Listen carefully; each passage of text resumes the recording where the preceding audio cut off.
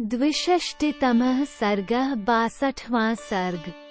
दुखी हुए राजा दशरथ का कौसल्या को हाथ जोड़कर मनाना और कौसल्या का उनके चरणों में पड़कर क्षमा मांगना। शोकमग्न हो कुपित हुई श्री राम माता कौसल्या ने जब राजा दशरथ को इस प्रकार कठोर वचन सुनाया, तब वे दुखित होकर बड़ी चिंता में पड़ गए।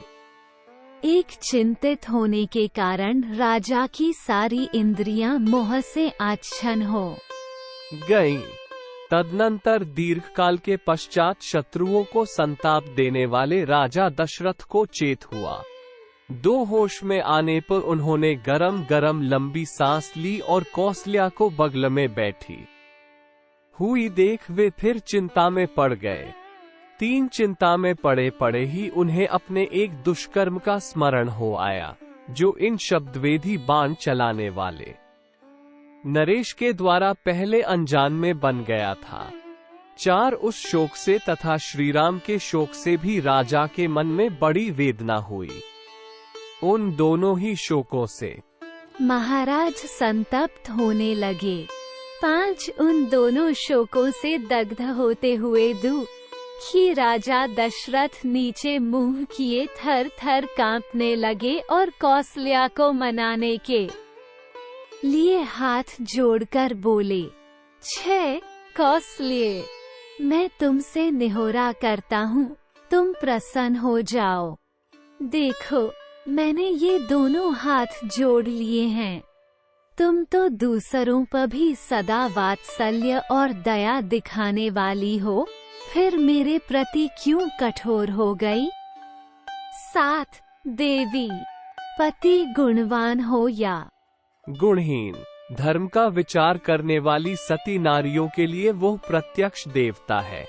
तुम तो सदा धर्म में तत्पर रहने वाली और लोक में भले बुरे को समझने वाली हो। यद्यपि तुम भी दुखित हो, तथापि मैं भी महान दुख में पड़ा हुआ हूँ, अतः तुम्हें मुझसे कठोर वचन नहीं कहना चाहिए। 9 दुखी हुए राजा दशरथ के मुख से कहे गए उस करुणाजनक वचन को सुनकर कौसल्या अपने नेत्रों से आंसू बहाने लगी, मानो छत की नाली से नूतन वर्षा का जल गिर रहा हो। 10 वे अधर्म के भय से रो पड़ी और राजा के जुड़े हुए कमल सदृश हाथों को अपने सिर से सटाकर घबराहट के कारण शीघ्रता पूर्वक एक एक अक्षर का उच्चारण करती हुई बोली, 11 देव, मैं आपके सामने पृथ्वी पर पड़ी हूँ। आपके चरणों में मस्तक रखकर याचना करती हूँ, आप प्रसन्न हो। यदि आपने उल्टे मुझसे ही पति अपनी स्त्री के लिए इहलोक और परलोक में भी स्पृहणीय है।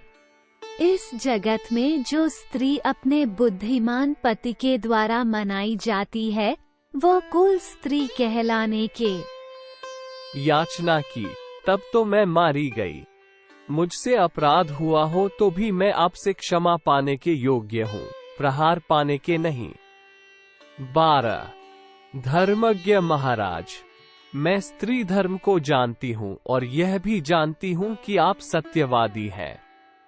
इस समय मैंने जो कुछ भी न कहने योग्य बात कह दी है, वो पुत्र शोक से पीड़ित होने के कारण मेरे मुख से निकल गई है।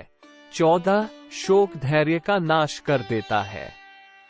शोक शास्त्र ज्ञान को भी लुप्त कर देता है तथा शोक सब कुछ नष्ट कर देता है, अतः शोक के समान दूसरा कोई शत्रु नहीं है। 15 शत्रु के हाथ से अपने ऊपर पड़ा हुआ शस्त्रों का प्रहार सह लिया जा सकता है, परंतु दैववश प्राप्त हुआ थोड़ा सा भी शोक नहीं सहा जा सकता। 16 श्री राम को वन में गए आज 5 रातें बीत गईं। मैं यही गिनती रहती हूँ। शोक ने मेरे हर्ष को नष्ट कर दिया है, अतः ये 5 रात मेरे लिए 5 वर्षों के समान प्रतीत हुई है। 17 श्रीराम का ही चिंतन करने के कारण मेरे हृदय का ये शोक बढ़ता जा रहा है। जैसे नदियों के वेग से समुद्र का जल बहुत बढ़ जाता है। 18 कौसल्या इस प्रकार शुभ वचन कह ही रही थी कि सूर्य की किरणें मंद पड़ गईं और रात्रिकाल आ पहुंचा। देवी कौसल्या की इन बातों से राजा को बड़ी प्रसन्नता हुई। साथ ही वे श्रीराम के शोक से भी पीड़ित थे। इस हर्ष और शोक की अवस्था में उन्हें नींद आ गई।